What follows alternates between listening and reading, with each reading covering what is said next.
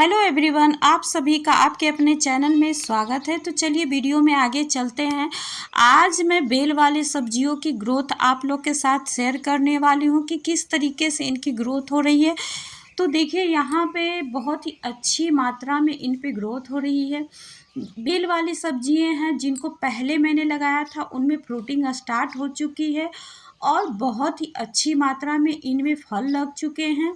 तो इस तरह से इनकी बहुत ही अच्छी छोटी-छोटी केयर करने से बहुत ही अच्छी मात्रा में इनमें फल लगते हैं। तो सबसे पहले आप इसके जड़ के पास की जितनी भी नीचे की पत्तियां हैं उनको आप ज़रूर हटा दें।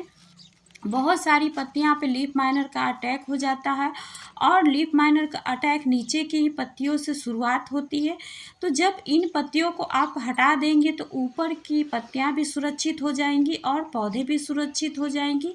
और इनको हटाने से पौधे में धूप भी बहुत ही अच्छी मात्रा में लगेगी जड़ के पास, तो पौधा भी बहुत ही अच्छी मात्रा में ग्रोथ करेगा।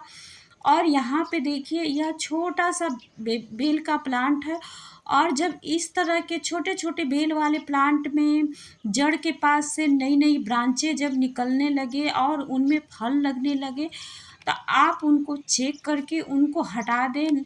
नहीं तो इस तरह से पौधा अपना एनर्जी इन शकर के ब्रांचों पे लगाता रहता है और पौधा बहुत ही छोटे में धीरे धीरे कर सूखने लगता है और इनकी ग्रोथ भी ख़त्म हो जाती है। तो इस तरह से देखिए मैं जितने भी बेल वाले सब्जियों को लगा रखा है उनको मैंने चेक करके सभी को जितने शकर हैं नीचे की जड़ के पास की जितनी भी नीचे ब्रांचें निकली हैं उनको मैं कट करते जा रही हूँ।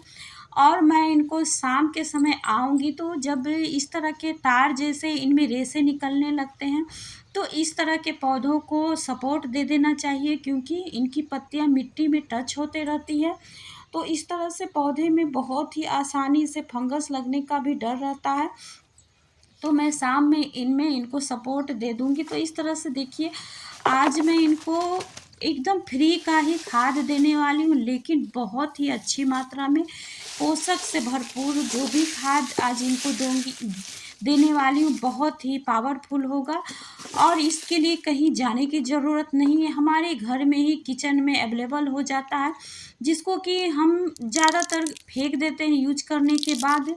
तो यहाँ पे देखिए मैंने प्याज के छिलके और लहसुन के छिलके को लिया है और एक नींबू के छिलके को लिया है। तो इन सभी को मैंने सुखा लिया है और इनको मिक्सी में मैं पाउडर बना लूँगी। तो इस तरह से बहुत ही अच्छी मात्रा में प्याज के छिलके में nitrogen, phosphorus, potassium, calcium, iron, magnesium और कॉपर जैसे बहुत ही सारे पोषक तत्व होते हैं जो कि पौधे के विकास में बहुत ही मदद करते हैं और इससे एक प्राकृतिक और जैविक खाद बनकर तैयार हो जाता है जिससे कि मिट्टी एकदम हल्की बनी रहती है। पोरस से इसको डालने से कोई भी नुकसान नहीं होता है और लहसुन में बहुत ही तेज गंध होता है जिसको कि डालने से कोई भी कीट इनमें अटैक नहीं करता है। आप चाहें तो इस तरह के पत्तियों को 24 घंटे के लिए पानी में भिगोकर स्प्रे भी पत्तियों पर पूरे पौधे पे करेंगे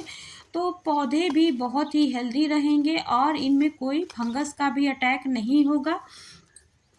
तो यहाँ पे देखिए मैं मिट्टी की गुड़ाई कर ली हूँ। अभी पौधा बहुत ही छोटा है और इसकी जड़ बहुत ही नाजुक है, तो इसका ध्यान रखें। और पौधे से 2 इंच हटकर मैंने मिट्टी की गुड़ाई कर ली है और यहाँ पे देखिए मैंने प्याज और छिलके का जितने भी लहसुन दोनों का पाउडर है उसको मैंने डाल दिया है मिट्टी में।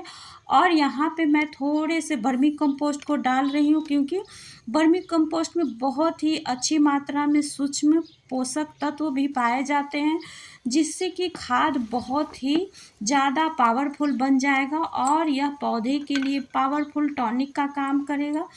तो देखिए मैंने दोनों ही पौधे में इसको डाल दिया है और मैं सारे ही पौधे में इस तरह के पाउडर सभी को मैं डालते रहती हूँ। महीने में एक बार ज़रूर इस तरह के खाद बनाकर अपने पौधे को डालें तो इस तरह से पौधे भी बहुत ही हेल्दी रहेंगे और इस तरह के खाद हमें खरीदने की ज़रूरत नहीं पड़ेगी। बहुत ही हम गार्डनिंग करने वाले के लिए खाद बहुत ही महंगी पड़ती है और हम लोग बार बार अपने पौधे को ज़्यादा खाद नहीं दे सकते हैं, नहीं तो घर का सब्जी और बाज़ार का सब्जी में कोई अंतर नहीं रहेगा।